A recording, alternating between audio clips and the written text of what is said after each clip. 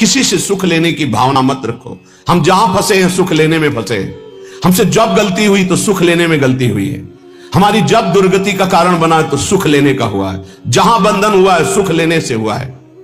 और न दुखम, बहुत सुंदर सिद्धांत का वर्णन है। अब कह रहे हैं कि हमें दुख में भी स्वीकृति नहीं करनी। यह अंतर की बात है। हमारे कर्म के अनुसार दुख आया है तो हमें यह स्वीकृति नहीं कि इस व्यक्ति ने दुख दिया है।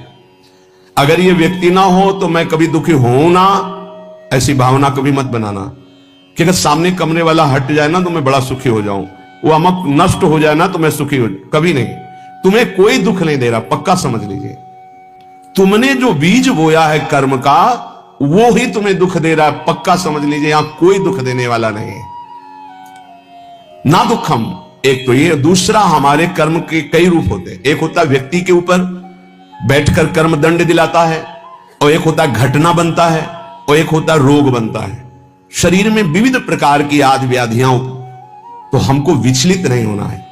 यदि आप भक्त हैं, उपासक हैं, आध्यात्मिक मार्ग के पथिक हैं तो धैर्य रखिए। नाम जप से बहुत बड़ा बल मिलता है। सत्संग से हमारे अंदर विवेक जागृत होता है, सहने की सामर्थ्य आती है।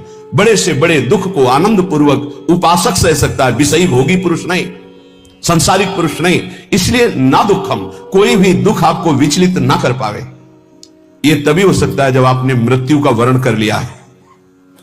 अब तो एक ना एक दिन शरीर छूटेगा ही। भजन नहीं छोड़ेंगे, सतमार्ग नहीं छोड़ेंगे। मृत्यु से बड़ा कोई दुख नहीं है, उसे हम पहले स्वीकार कर चुके हैं, तब इस मार्ग में चला जाता है।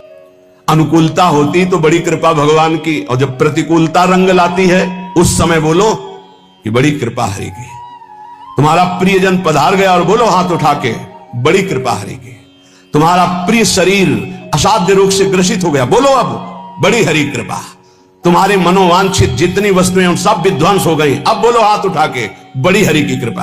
तब समझा जाएगा महाभागवत हो, भक्त हो, बड़ी हरि की कृपा। और वास्तविक बड़ी हरि की कृपा पर बोल सकता है वही जिसका अस्तित्व भगवान में समर्पित है। अगर अस्तित्व देहाभिमान में है तो बोल ही नहीं सकता। हरि की कृपा प्रतिपल। नाशवान का नाश निश्चित होगा, अविनाशी का कोई नाश कर ही नहीं सकता है। ये बिल्कुल दिमाग में बैठा लीजिए। नाशवान का नाश होगा, आज नहीं तो कल होगा। अविनाशी को कोई मार नहीं सकता। तू अविनाशी है, तेरा शरीर और संसार ये सब विनाशी है। इसलिए न दुखम, दुख को भी स्वीकार मत करो। ना मैं कभी रोगी था, ना मैं कभी रोगी होऊंगा, ना मैं कभी दुखी था, ना मैं कभी दुखी होऊंगा। मैं आनंद सिंधु का बच्चा हूं और आनंद में ही रहता हूं।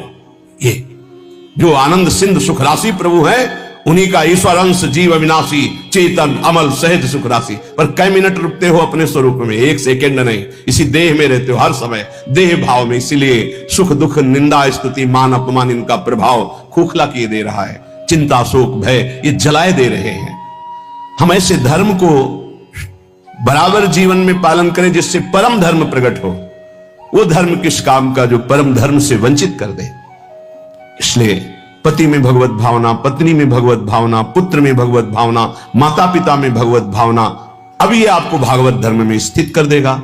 मोह से तो सब कोई अपने परिवार में आसक्त है, भगवत भाव से तब बात बनती है। श्रीपाद कह रहे न गे हम, घर में विशेष आसक्ति मत करो। घर में श्री ठाकुर जी विराजमान कर लो। घर को ठाकुर जी का महल समझो, आप अपने को सेवक समझो, परिवार वालों को ठाकुर जी के जन समझो। नाथ सकल संपदा तुम्हारी, मैं सेवक समेत सुत नारी। तुम्हारा घर ही तीर्थ हो गया, तुम्हारा घर ही भगवान का मंदिर बन गया।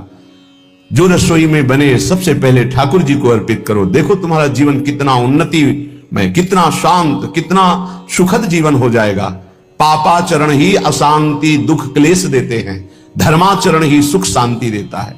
कभी कभी भ्रम हो जाता है, धर्माचरण करने वाले में बड़ी दुख विपत्ति देखी जाती है और पापाचरण करने वाले में बड़ी उन्नति देखी जाती है।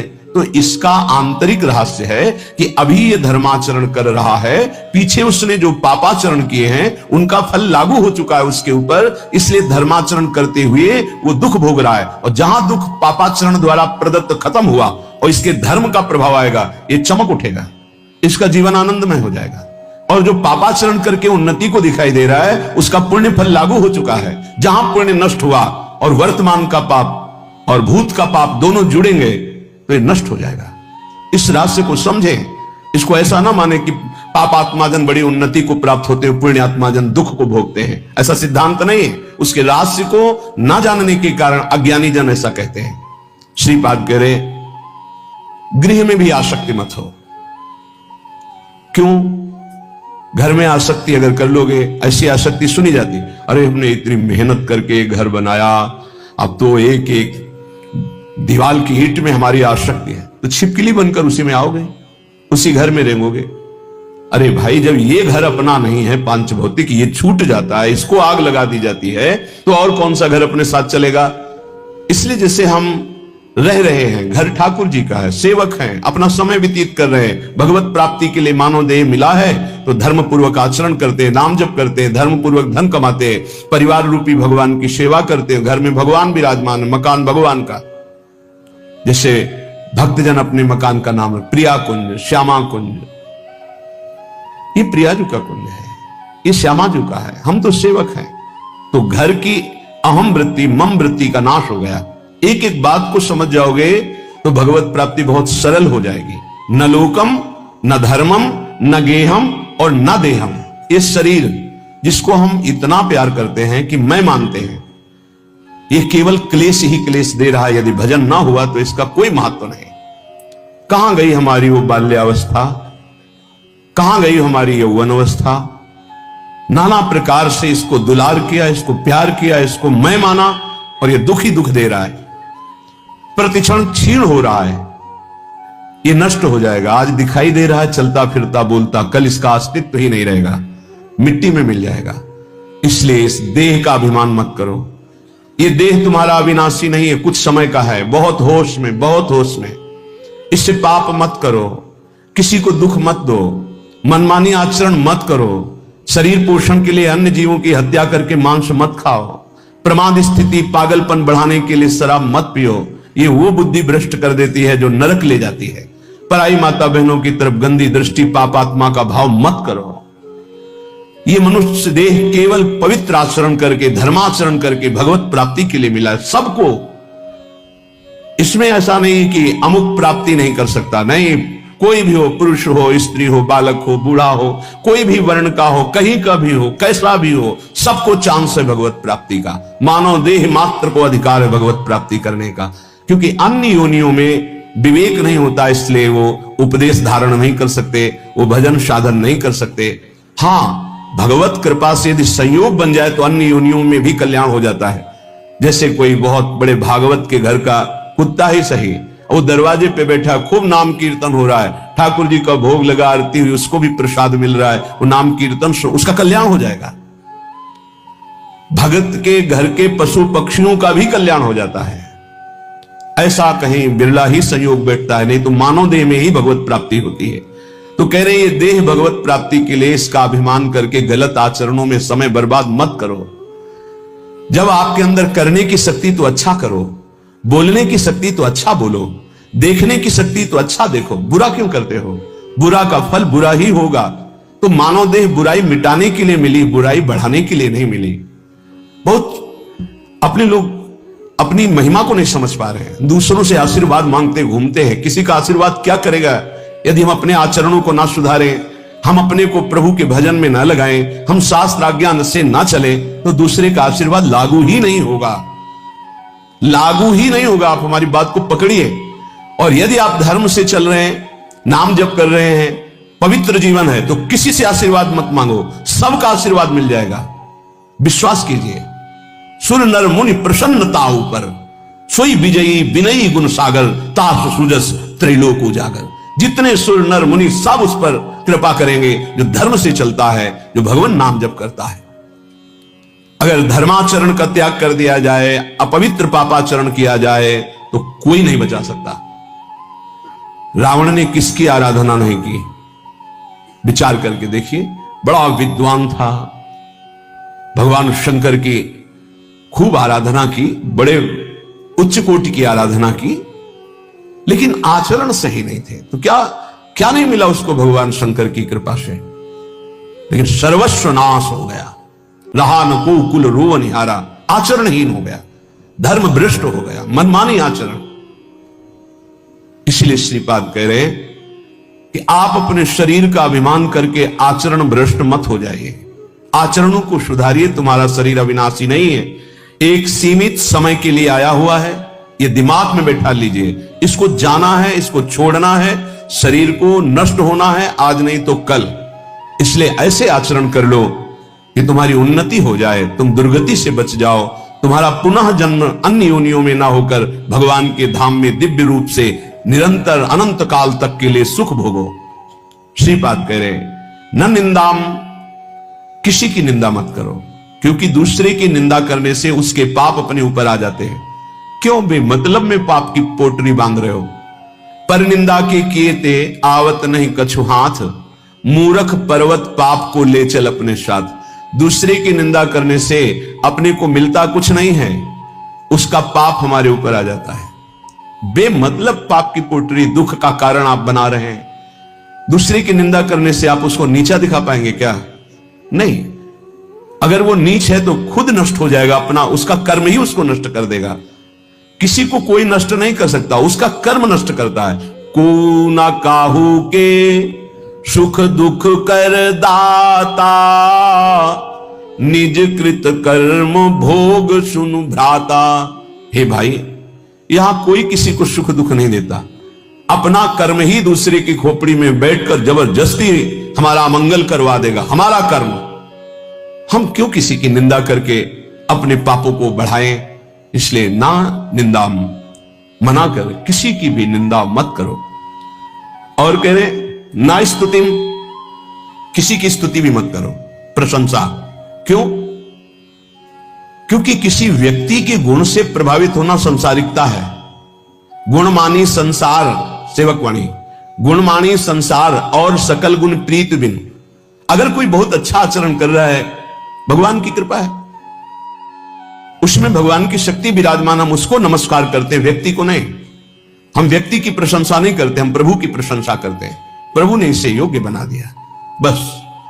अगर किसी व्यक्ति से हम प्रभावित होते हैं तो प्रभु से प्रभावित होने वाला महत्व अंदर जो बैठना चाहिए कि सर्वलोक महेश्वर भगवान हमारे स्वामी हैं, यह हट जाएगा।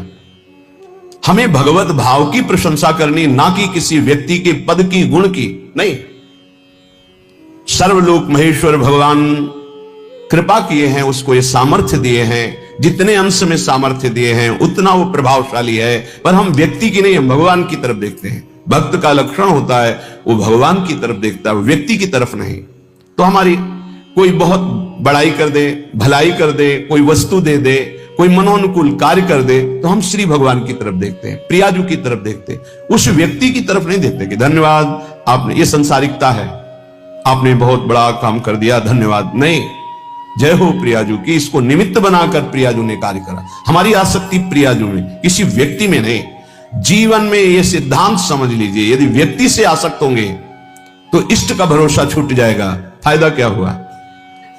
कोई भी कितना हित करे, कितना भी हमारा मंगल करे, हम धन्यवाद नहीं देंगे, हम जय बोलेंगे, हमारे प्रियालाल की जय हो, उन्होंने इसे निमित्त बनाकर कराया है, जय हो प्रियालाल। हम उस भगवत स्वरूप को प्रणाम करते हैं, व्यक्ति नहीं, गुण नहीं, ये प्रियालाल की कृपा।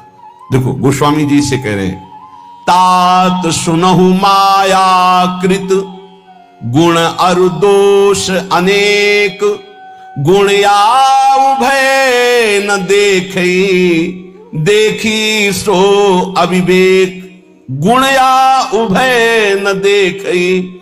भागवतिक गुण है, ना किसी के दोष, न किसी के गुण, न किसी की निंदा, न किसी की स्तुति। सबसे बड़ा भागवतिक गुण है सब में भगवान को देखना। इस रूप में भगवान आ गए, इससे बड़ा सम्मान क्या होगा सामने वाले का? साक्षात हम भगवान मान रहे हैं, इस रूप में भगवान, व्यक्ति नहीं। व्यक्ति रूप में हम स्तुति नहीं करेंगे, भगवत भाव से मेरे प्रभु इसी निमित्त बनाकर आए, या मेरे प्रभु इस रूप में आए।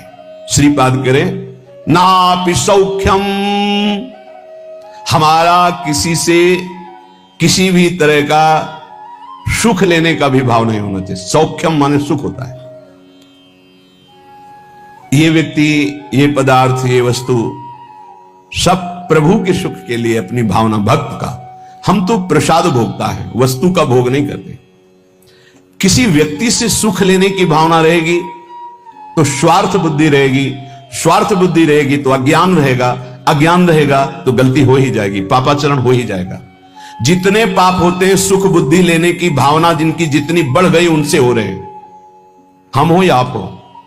पाप तभी होते हैं जब सुख लेने की भावना बढ़ जाती है, इतना राक्षसी भाव आ जाता है कि निंदनीय हो जाता है। देखो ना, काम भोग की लालसा हुई तो राक्षस पैदा हो गया, उसकी बुद्धि में क्या क्या कर डाला।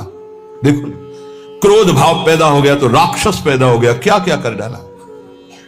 देख लो ये विकार कैसे हैं। किसी से भी सुख लेने की आकांक्षा में ही ये दोष पैदा होते हैं। उपासक वही है जो सुख देवे को चाहो। हमारे हृदय में दूसरों को सुख देना भगवत भाव से। संसारी और उपासना के मार्ग में चलने वाले पथिक में बड़ा अंतर है। संसारी हर व्यक्ति से मिलेगा तो सुख लेने की भावना से मिलेगा, परमार्थिक पथिक से जो मिलेगा वो सुख देने की भावना रखेगा। सुख देवे को चावचित सब सो हित निष्काम, या सुधर्म हरिवंश को नाम गिरा विश्राम। इसीलिए महात्मा कहा जाता है, महान आत्मा। क्यों? क्योंकि दूसरों को सुख देने की भावना है। सुख लेने की भावना दुरात्मा बना देती है। अब मेरी बात मान लो, अगर ये जो स्थिति ऊपर वर्णन की गई है इसमें स्थित होना चाहते हो तो सीधा वृंदावन का आश्रय ले लो। सीधा वृंदावन रसिकों का संग कराएगा। सत्संग से विवेक उत्पन्न होगा, विवेक की सामर्थ्य से तुम इनसे बच जाओगे। और नाम जप से अनिर्वचनीय प्रेम मधु का पान करने को मिलेगा, जिससे प्रेम माध्या ग्रह ग्रस्तवत, जैसे कोई नशे में हो कुछ सूझता नहीं है, ऐसे ही जब प्रेम का नशा चढ़ेगा तो कुछ नहीं सूझता। एक अद्भुत मस्ती, एक अद्भुत आनंद। देह कुटुंब ते जाए छोटी सब ही विधि नातो, एक अद्भुत आनंद। फिर अपने रस मातो, आराध्य देव के रस में उन्मत्त हुआ वह ग्रह ग्रस्तवत, उसे कोई दुख सुख लाभ हानि चिंता मान शोक भय अपमान इनका स्पर्श ही नहीं होता।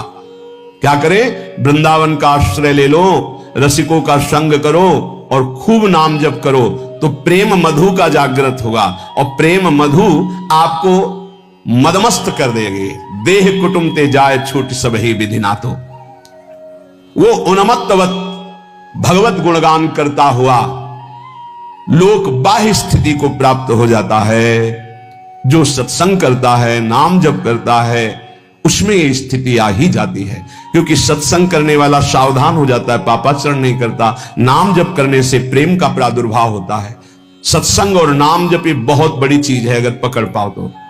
मन तो चंचल सबनते, या को कौन उपाय, साधन को हरि भजन है नाम जप, और कै सत्संग सहाय। ये दो बातें बड़ी जोर की है। धन्य है उसका जीवन जो ये दो बातों में प्रधान है। रोज सत्संग सुनता, खूब नाम जप करता है, से सब समझ जाएगा। इन दो पर दृष्टि दे दे। श्रीपाद कह रहे, प्रगायन नटन उद्धसन वा लुठन वा, प्रदायन रुदन संपतन मूर्छितो वा, कदा वा महाप्रेम माध्वी मदांध, चरिष्यामि वृंदावने लोक बाह्या। कब ऐसा होगा मेरे जीवन में कि मैं इतना नाम जप करूं कि प्रेम की उन्मत्तता आ जाए?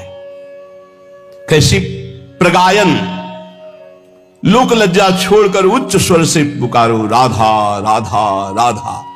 ये जब उच्च स्वर से संत जन गायन करते हैं नाम कीर्तन, तो जैसे समुद्र में ज्वार भाटा आता है, ऐसे हृदय में आनंद का ज्वार भाटा आता है नाम कीर्तन सुनने मात्र से। राधा राधा राधा। प्रगायन, प्रभु की लीलाओं का गायन, प्रभु के नाम का गायन। हे प्रिया, जो ऐसा मेरा जीवन कब बनेगा कि मैं आपका नाम जोर जोर से गाऊं। जैसे रास्ते में आते जो जन राधा राधा राधा राधा राधा, कदम रुक जाते हैं, ऐसा लगता है उनके चरण छू ले। क्या मुझे किंचन के पास है जो मैं दे दूं, क्योंकि राधा नाम सुनाने के बदले में कुछ नहीं है।